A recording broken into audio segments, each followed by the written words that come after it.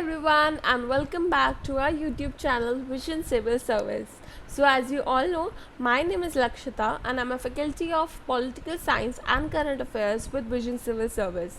Firstly, our courses are bilingual, so किसी भी student को हिंदी या इंग्लिश की प्रॉब्लम नहीं आनी चाहिए. सेकेंडली, जो भी हमारा कंटेंट होता है वो भी बाइलिंगुअल होता है. Thirdly, when we talk about Vision Civil Service, हमारे पास offline and online courses both available हैं. सो उसकी भी अगर आप दूर रह रहे हैं, आप नहीं आ सकते हैं, नोएडा के नहीं पढ़ सकते हैं, तो आप हमारे ऑनलाइन कोर्सेज में इनरोल कर सकते हैं. when we talk about Vision Civil Service, तो हमारे जो फैकल्टी हैं they are very experienced, they have been doing this job for a long time now. हमारा इंस्टीट्यूट को अराउंड 25 ईयर्स हो गए हैं एंड हमारे रिजल्ट जस्टिफाई करते हैं कि हम कैसे पढ़ाते हैं.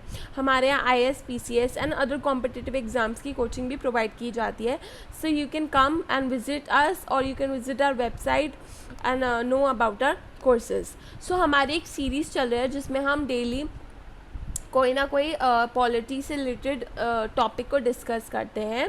हमारे भी लेटेस्ट हम डिफरेंट कॉन्स्टिट्यूशनल बॉडीज़ को डिस्कस कर रहे थे, तो आज हम उसी के आगे बढ़ने वाले हैं. ठीक है, so let's move forward with that.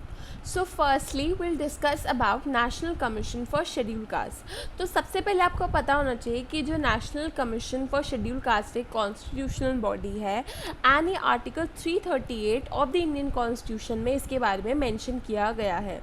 इसमें एक चेयरपर्सन होता है and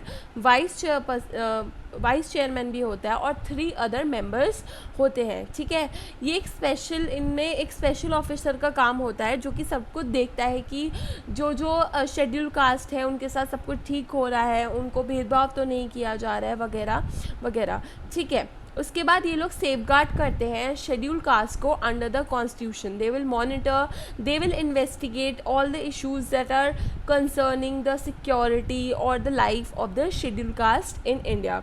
they also inquire about the complaints provided or on the rights related to the scheduled caste.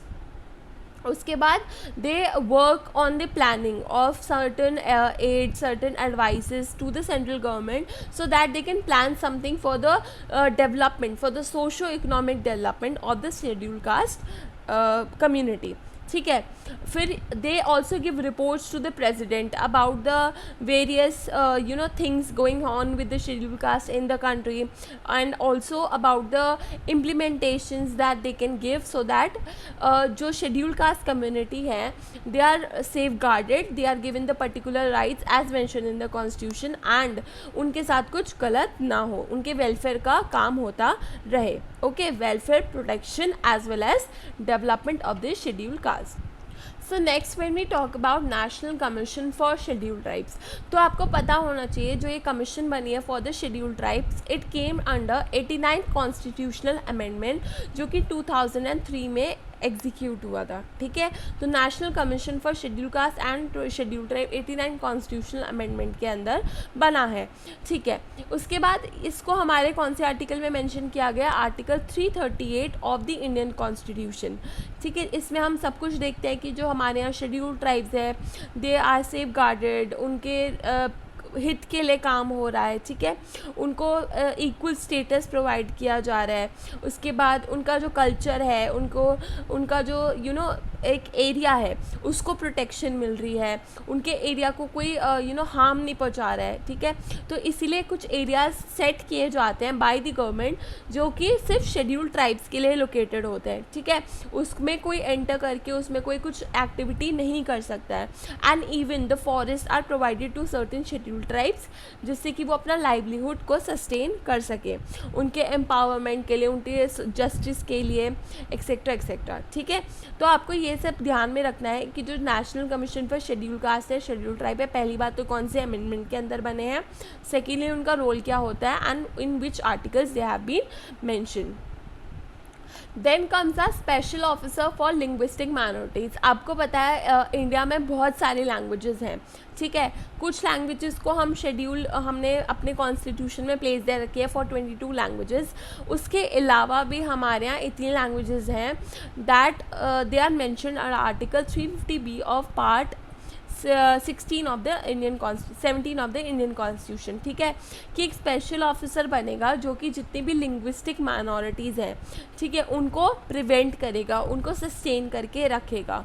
इनका काम क्या होता है, जो कमिश्नर होता है लिंग्विस्टिक माइनॉरिटीज़ का, उसका बेसिकली काम क्या होता है, that he is responsible for, पहली बात तो इन्वेस्टिगेट करेगा वो, ठीक है, and then he will give report on the safe guards of the linguistic minorities in India, कि हम कैसे कौन से स्टेप्स को इम्प्लीमेंट कर सकते हैं, ऐसे क्या हम चीज़ें ला सकते हैं, and also investigate on the ground level कि ऐसी कौन सी चीज़ों को हम कर सकते हैं जिससे कि जो लिंग्विस्टिक माइनॉरिटीज़ हैं वो बची रहें, उनका सेफ गार्ड होता रहे।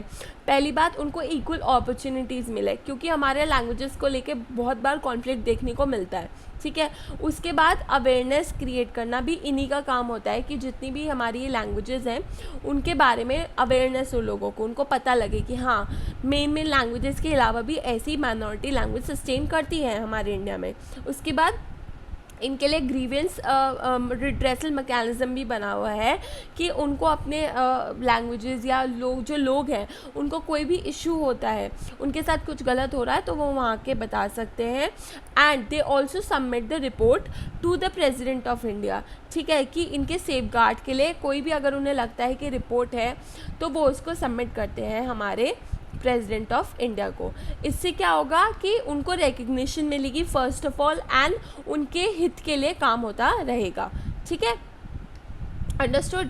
सो प्लीज़ हमारी सारी वीडियोस को आप देखिए एक बार, हमने ऐसे बहुत सारी वीडियोस बनाते जा रहे हैं फॉर पॉलिटी, सारे एग्ज़ाम्स के लिए वैलिड है, वन डे एग्ज़ाम्स हो और एनी अदर गवर्नमेंट एग्ज़ाम हो, ठीक है। तो आप ये वीडियोस देख के अपना फटाफट रिविज़न कर सकते हैं, ठीक है, okay, and please do like, share and subscribe our channel and keep watching our videos and keep meeting me. Okay, bye.